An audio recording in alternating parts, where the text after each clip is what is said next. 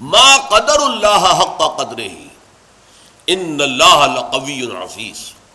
انہوں نے اللہ کا اندازہ نہیں کیا جیسا کہ اندازہ کرنا چاہیے تھا، جیسا کہ اللہ کا حق تھا کہ اس کا اندازہ کیا جائے.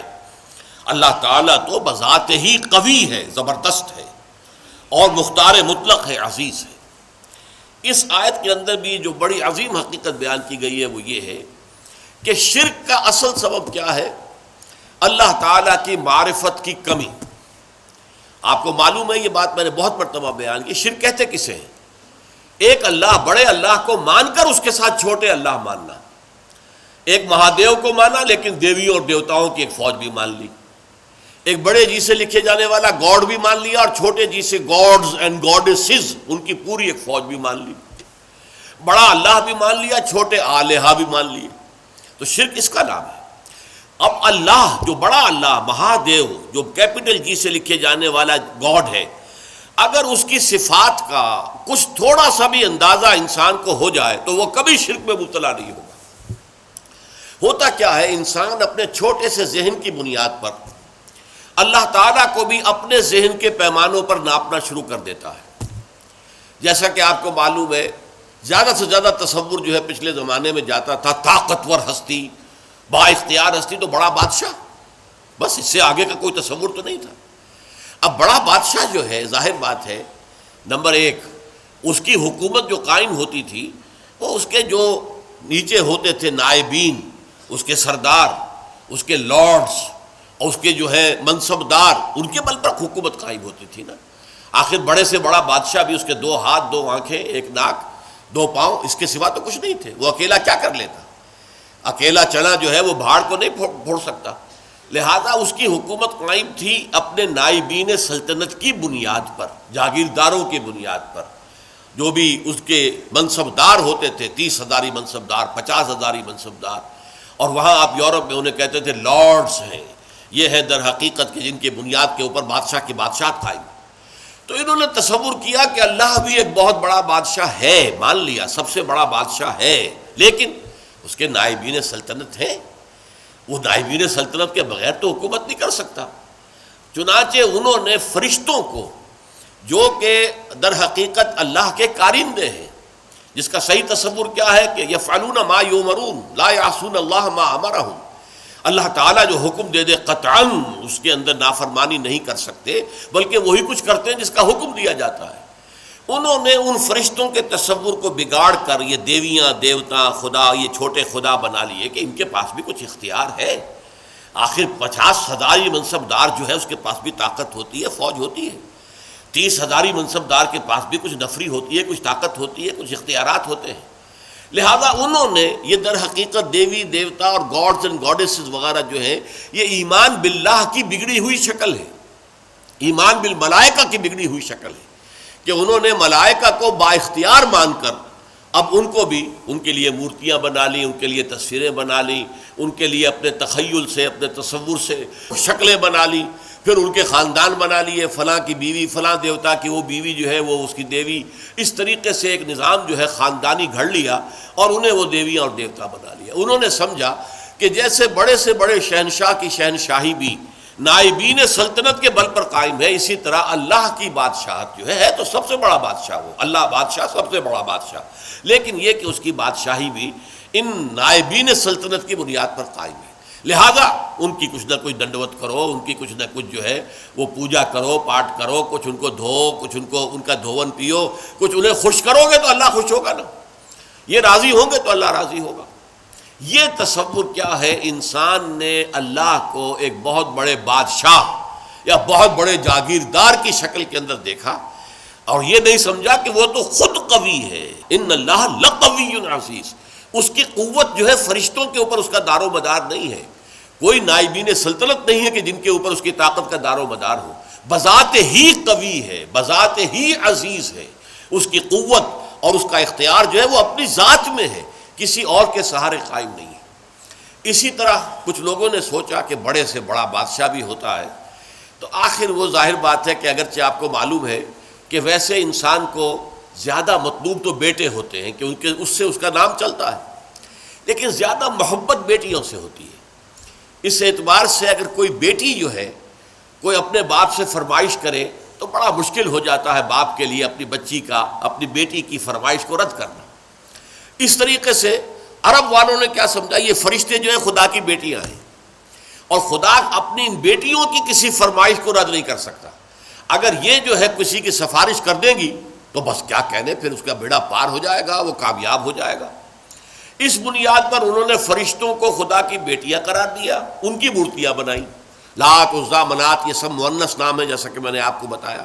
اور صاف انہوں نے کہا وَمَا نَعْبُدُهُمْ إِلَّا لِيُقَرِّبُونَا إِلَى اللَّهِ زُلْفَىٰ، ہم جو ان کو پوجتے ہیں وہ اس لیے کہ یہ ہمیں اللہ سے قریب تر کر دیں۔ اور یہ بھی کہا گیا کہ هؤلاء شفعاؤنا عند اللہ، یہ اللہ کے ہاں ہمارے شفیع ہوں گے۔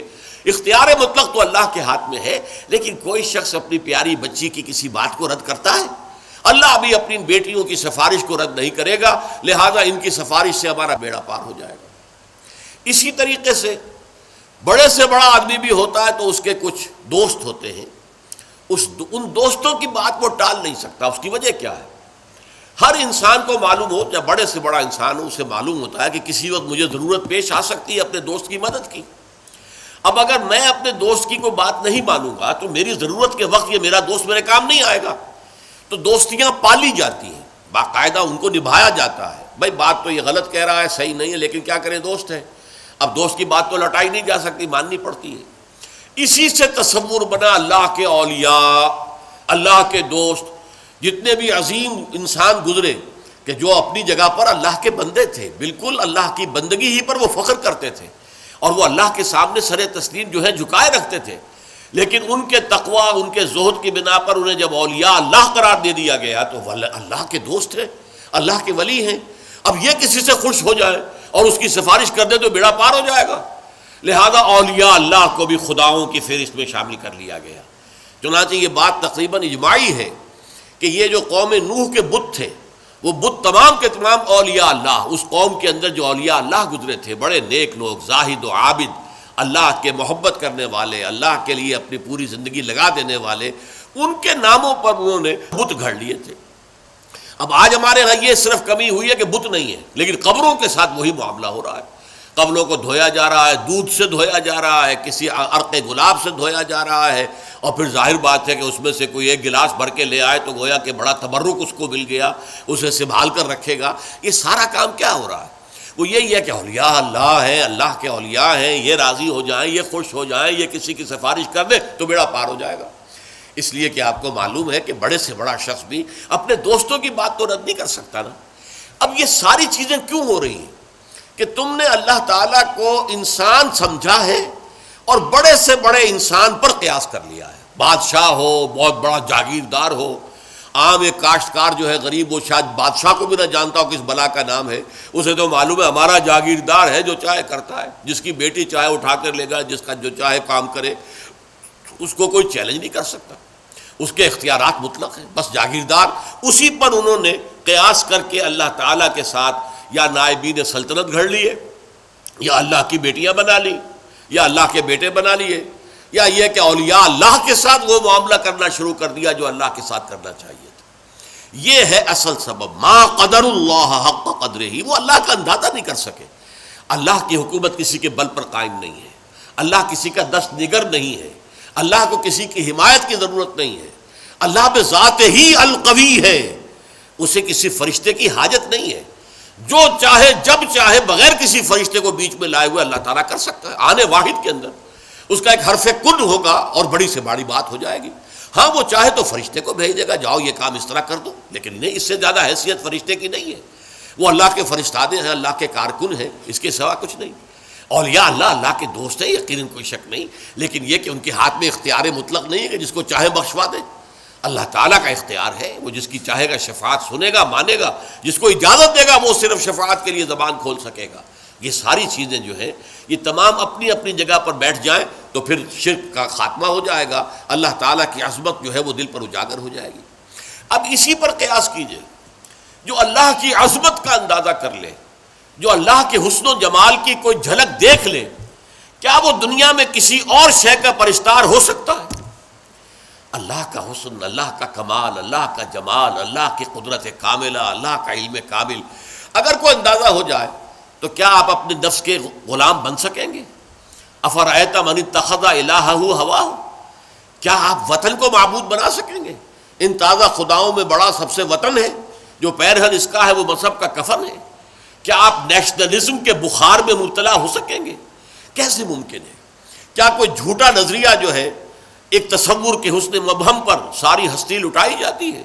کمیونسٹوں نے اپنی جانیں دی ہیں کس لیے کہ ایک آئیڈیل خواب ان کو لوگوں نے دیکھا کہ کلاس لیس سوسائٹی ہمیں بنانی ہے، جس میں استحصال نہ ہو، جس میں کسی پر جبر نہ ہو، کسی پر ظلم نہ ہو۔ ایک خواب تھا، تصور تھا، وہ ایک دن کے لیے بھی نظام قائم نہیں ہو سکا، لیکن جن لوگوں نے اس تصور کے اور اس خواب کو قبول کر کے جانیں دی ہیں، آپ ان کا تصور کیجئے۔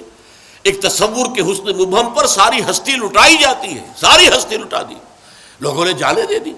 تو لیکن یہ کہ اللہ کا اگر انسان کو اللہ کی معرفت کا کچھ حصہ حاصل ہو جائے، اللہ کی قدرت کاملہ، اللہ تعالیٰ کا علم کامل، اللہ تعالیٰ کا ہر جگہ ہر آن موجود ہونا، اللہ کا ہمارے ساتھ ہونا، ہماری رگے جاں سے بھی قریب تر ہونا، یہ ساری اس کی صفات کمال جو ہے، اگر واقعتاً اس کی کوئی جھلک انسان دیکھ پائے، دیکھیے میں کہہ رہا ہوں دیکھ پائے، ایک یہ کہ عقیدہ ہے ہمارا، عقیدہ اور شے ہے، اگر آپ کو یہ محسوس ہونے لگے، اگر یہ آپ کا حال بن جائے، اگر یہ آپ کی وجود کے اندر سرایت کر جائے، تو یہ ہے پھر سب سے اونچا مقام، یہ ہے کہ جس سے پھر آپ بری ہو جائیں گے ہر نوع کے شرک سے۔ کیا فرشتے اور کیا اولیاء اللہ اور کیا انبیاء اور رسول، انبیاء اور رسول بھی اللہ تعالیٰ کے ایک کام کے اوپر معمور ہے، وہ تو کانپتے رہتے تھے کہیں ہم سے کمی نہ ہو جائے، کہیں ایسا نہ ہو کہ ہماری طرف سے تو کوتاہی نہیں ہو رہی، کہیں اللہ تعالیٰ کے ہاں ہم نہ پکڑے جائیں کہ یہ لوگ ایمان اس لیے نہیں لا رہے کہ شاید ہماری طرف سے تبلیغ اور دعوت میں کوئی کمی ہو رہی ہو۔ ان کا حال تو یہ ہوتا تھا۔ اولیاء اللہ کا معاملہ کیا تھا؟ یقیناً انہوں نے اپنی زندگیاں جو ہے لوگوں کو خیر کی طرف دعوت دینے میں صرف کی ہے، لیکن خود ان کی اپنی زندگی دیکھو، وہ مکمل عبد تھے۔ سب سے بڑھ کر یہ کہ محمد الرسول اللہ جو حبیب اللہ ہے صلی اللہ علیہ وسلم، ان کی بھی نسبت عبدیت مقدم ہے، نسبت رسالت مؤخر ہے۔ اشہد ان لا الہ الا اللہ وحدہ لا شریک لہ واشہد ان محمدًا عبدہ ورسولہ، عبدیت مقدم ہے، رسالت مؤخر ہے اس پر۔ آپ کی اصل نسبت جو ہے، میں نے بارہا اس کو بیان کیا ہے، قرآن مجید میں جہاں کہیں بھی ایسا مقام آتا ہے کہ بہت ہی شفقت اور محبت اور اپنائیت کا اظہار ہو حضور کے لیے، وہاں حضور کی نسبت عبدیت کو واضح کیا جاتا ہے۔ سبحان الذی اسریٰ بعبدہ لیلا من المسجد الحرام الی المسجد الاقصی، یہ کیا تھا؟ اس قدر بڑا واقعہ ہو رہا ہے، معراج کا واقعہ ہو رہا ہے، لیکن کیا عبد کا لفظ لایا گیا، سبحان الذی اسریٰ بعبدہ، جو اپنے بندے کو لے گیا۔ عبدہ جو ہے وہ اصل نسبت ہے۔ سورہ کہف کے اندر الحمدللہ الذی انزل علی عبدہ الکتاب ولم یجعل لہ عوجا، تبارک الذی نزل الفرقان علی عبدہ لیکون للعالمین نذیرا۔ عبدیت ہے اصل نسبت محمد الرسول اللہ صلی اللہ علیہ وسلم کی۔ جب آپ کی عمر زیادہ ہو گئی تھی، اگرچہ آپ کی عمر جو ہے عام اعتبارات سے زیادہ نہیں ہوئی، لیکن یہ کہ بہرحال کچھ نہ کچھ آخری ایام میں آپ کا جسم بھاری بھی ہو گیا تھا، اور آپ رات کو جب کھڑے ہوتے تھے تو آپ کے پاؤں متورم ہو جاتے تھے۔ اس پر یہ ہے کہ کچھ لوگوں نے کہا آپ اپنے کو کیوں اتنی مشقت جھیل رہے ہیں، کیوں آپ اتنی تکلیف جھیل رہے ہیں؟ آپ کے تو اللہ تعالیٰ، اول تو آپ کے گناہ کا کوئی سوال ہی نہیں، کوئی خطا کسی درجے میں اگر کوئی ہوئی بھی ہو تو اللہ تعالیٰ آپ کے اگلے پچھلے تمام خطائیں معاف کر چکا ہے۔ تو حضور کا کیا جواب تھا؟ افلا اکون عبدا شکورا، تو کیا میں اللہ کا شکر گزار بندہ نہ بنوں؟ اللہ کی نعمتیں جو مجھ پر ہوئی ہیں، جو انعامات ہوئے ہیں، اللہ نے مجھ پر جو فضل فرمایا ہے، اللہ نے مجھے جو مقامات عالیہ عطا کیے ہیں اور جو مزید عطا کرنے کا وعدہ کیا، مقام محمود یہ مجھے عطا کیا جانا ہے، میں اس کا شکر ادا نہ کروں؟ یہ اس کا شکرانہ ہے جو میں ادا کر رہا ہوں۔ میں رات کو کھڑا ہو کر یہ مشقت جھیل رہا ہوں، میرے پاؤں جو ہے ان پر ورم آ رہا ہے، ٹھیک ہے، لیکن یہ سب کچھ کیوں کر رہا ہوں؟ افلا اکون عبدا شکورا، کیا میں اللہ کا ایک شکر گزار بندہ نہ بنوں؟ تو اس اعتبار سے نوٹ کر لیجئے کہ اولیاء اللہ ہوں یا انبیاء ہوں یا رسول ہوں، عظیم ترین شخصیتیں ہوں، ان کا اصل جو ہے، جو سرمایہ افتخار ہے ان کے لیے، وہ تو عبدیت ہے۔ یہی وجہ علامہ اقبال نے بہت خوب انداز میں کہا ہے، جو معراج کی کیفیت کو بیان کیا کہ عبد دیگر عبدہو چیزیں دیگر، ما سراپا انتظار او منتظر۔ اب یہ شعر جو ہے اس وضاحت چاہتا ہے، عبد تو سبھی ہے، خواہشات کا بندہ، نفس کا بندہ، دولت کا بندہ، وطن کا بندہ، یہ سب بندے ہیں، سب بندگی تو ہے۔ عبد دیگر، عبدہ، صرف اسی کا بندہ بن جانا، سب سے ہٹ کر، سب سے آزادی پا کر۔ یہ ایک سجدہ جسے تو گراں سمجھتا ہے، ہزار سجدوں سے دیتا ہے آدمی کو نجات۔ وہ عبدہ جو صرف اللہ کا بندہ بن چکا ہو۔ عبدہ چیز دیگر، یہ شے اور ہے۔ ما سراپا انتظار، او منتظر۔ ہم تو ہمیشہ انتظار میں رہتے ہیں کہ کبھی اللہ کی کوئی تجلی، کوئی کرن جو ہے وہ ہم میں بھی نصیب ہو جائے، اور ان کا انتظار کیا جا رہا تھا۔ شب معراج میں ان کے استقبال کی تیاریاں ہو رہی تھی، ہم منتظر ہیں، وہ منتظر تھے۔ ما سراپا انتظار، منتظر عربی میں معنی ہوں گے انتظار کرنے والا، اور منتظر مفعول ہے جس کا انتظار کیا جا رہا ہو۔ وہ منتظر، ان کا تو انتظار ہو رہا تھا، استقبال کی تیاریاں ہو رہی تھی۔ تو اس چیز کو ذہن میں رکھیے کہ یہ زمین و آسمان کا فرق ہو جاتا ہے جب انسان صرف اس کا بندہ بن جائے۔ اور صرف اس کا بندہ کب بنے گا؟ جبکہ حقیقتاً لا مطلوب الا اللہ، لا مقصود الا اللہ، لا محبوب الا اللہ۔ کوئی درمیانی مقاصد ہو سکتے ہیں، آخری مقصد اللہ۔ چھوٹی محبتیں ہو سکتی ہیں، اولاد سے بھی کرو، بیویوں سے کرو، بیویاں شوہروں سے کرے، اپنے وطن سے بھی کرو، لیکن یہ کہ سب محبتیں جو ہے وہ ایک محبت کے تابع ہو جائے، اللہ کی محبت کے تابع۔ یہ ہے لا محبوب الا اللہ، محبوب حقیقی، محبوب مطلق اللہ کے سوا کوئی نہیں، مطلوب حقیقی، مطلوب مطلق اللہ کے سوا کوئی نہیں، مقصود حقیقی، مقصود مطلق اللہ کے سوا کوئی نہیں۔ اور اگر انسان اللہ کو چھوڑ کر کسی اور شے کو اپنا مقصود اور آدرش اور آئیڈیل اور نصب العین بناتا ہے تو کیوں بناتا ہے؟ اس لیے کہ اس کا ذہن وہاں تک پہنچا ہی نہیں، اس کے بازو میں اتنی طاقت نہیں تھی کہ اپنی کمند کو پوری اونچائی تک پہنچا سکتا۔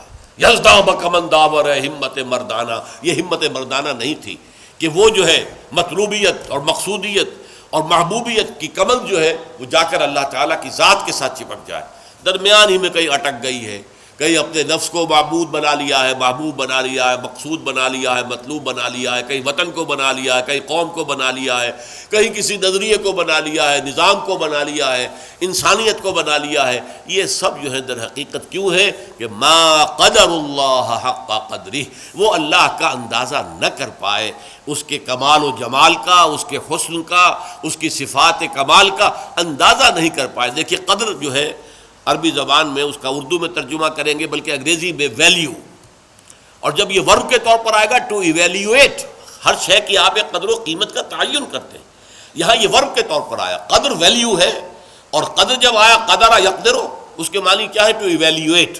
تو یہ اللہ کا اندازہ نہ کر سکے، اللہ کے صفات و ذات کی کوئی جھلک جو ہے صحیح معنی میں دیکھ نہ سکے، اس لیے ان کی کمند کہیں درمیان میں اٹک کر رہ گئی ہے، ان کا مقصود و مطلوب ذات باری تعالیٰ کے سوا کچھ اور بن گیا ہے۔ اللہ تعالیٰ ہمیں حقیقی معنی میں موحد، توحید پرست ہونے کی توفیق عطا فرمائے۔ بارک اللہ لی و لکم فی القرآن العظیم ونفعنی وإیاکم بالآیات والذکر الحکیم۔